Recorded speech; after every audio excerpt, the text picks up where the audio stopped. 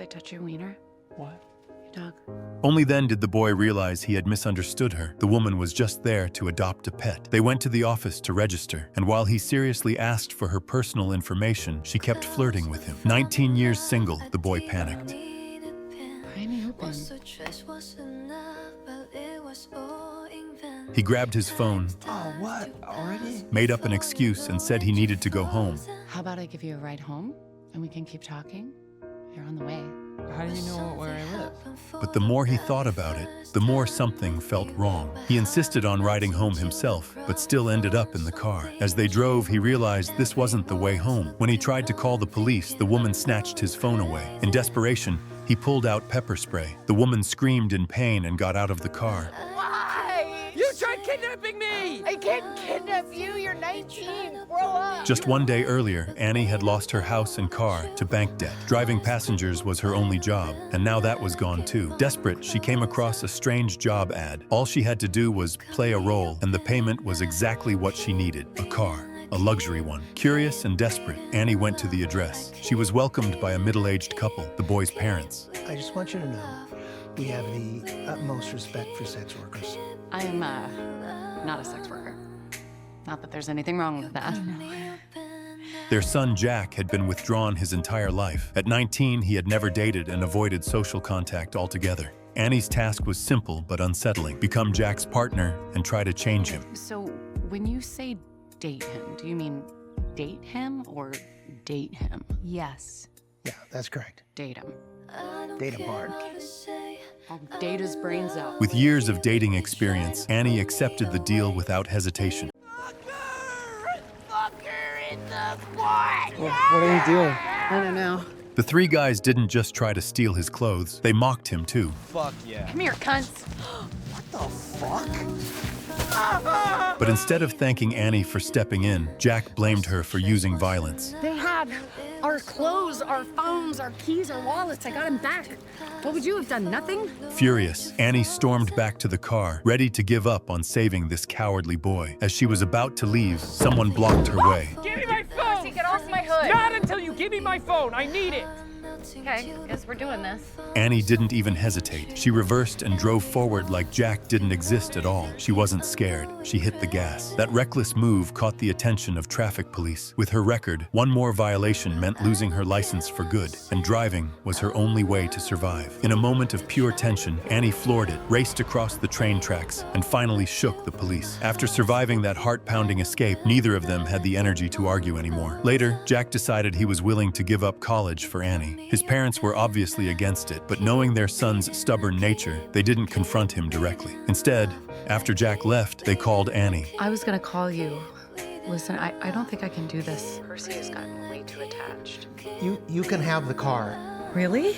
They had seen how much Jack had changed lately, and deep down, they were grateful to her. So they made a deal. If Annie could convince Jack to go to college, the luxury car they promised her would still be hers. Annie agreed. For survival, she was ready to lie to Jack one last time. What none of them realized was that the entire conversation was transmitted through the car's Bluetooth. So if I can convince him to go to Princeton, I get the car? I don't have to have sex with him anymore? Hello, Maddie? Hello? Hello? And Jack heard everything. He later arranged a meeting between his parents and Annie. Watching them pretend it was their first time meeting, Jack felt more disappointed than ever. I just wanted to introduce you to them, but I didn't know how to explain how old you are.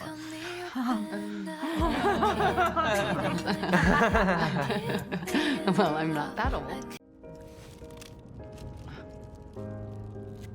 I don't know. Where's the perforation? Let me help you. I love you. These parents hired a woman to seduce their own son, Smack it.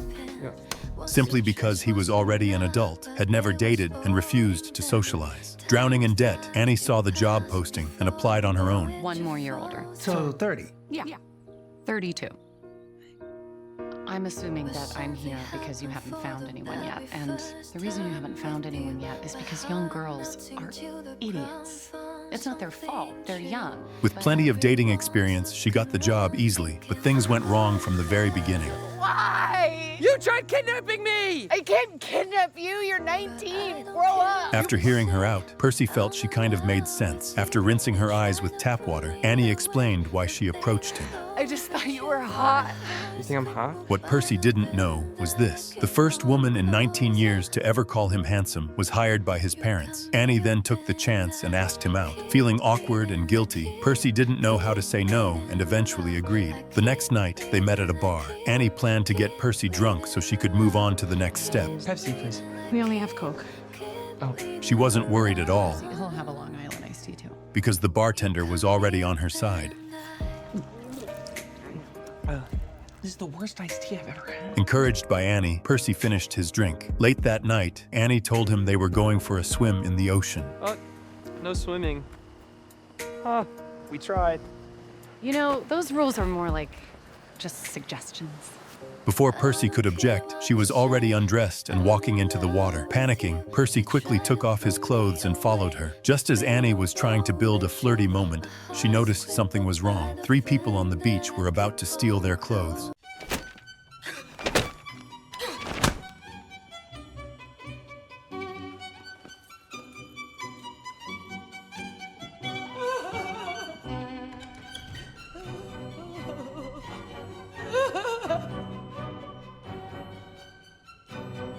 Abigail gets what she wants. The queen promotes her on the spot. She becomes her personal maid. This immediately angers the queen's former favorite, Sarah.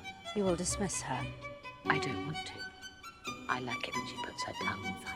But the queen doesn't care at all. Abigail throws her cousin a provocative glance, then steps into the carriage with the queen. Only then does Sarah realize Abigail is far more calculating than she ever imagined. To win back the queen's affection, Sarah temporarily abandons politics. She spends her days staying by the queen's side, just like they did in childhood. Seeing this, Abigail starts to panic. She tries every way possible to get the queen's attention, but every time she speaks, Sarah smoothly cuts her off. They bathe together. They walk together. Sarah even forces herself to touch the queen's rabbits. After all, they were once lovers, and before long, Sarah regains the upper hand. Abigail's resentment finally explodes. Why was she sold by her father? Why can't she be the queen's favorite? Even if it means betraying her conscience, she will climb to the top. So she poisons Sarah's tea. Sarah suspects nothing. She drinks it all. But just after leaving the palace, the poison takes effect. She falls from her horse and is dragged along the ground while unconscious. When she wakes up, her body is covered in wounds. She survives only because a stranger saves her, and during Sarah's absence, no one in the palace misses her. The queen assumes Sarah left out of spite and feels only irritation. Out of anger, she quickly grants Abigail a new title, Duchess. At first, the queen still mentions Sarah from time to time, but with Abigail by her side day after day, those memories slowly fade. Eventually, she almost forgets what Sarah even looks like. But not long after, Sarah returns. The caregiver poured boiling water on the boss's leg to test if he was really disabled. Non mais vous avez fini de jouer, non?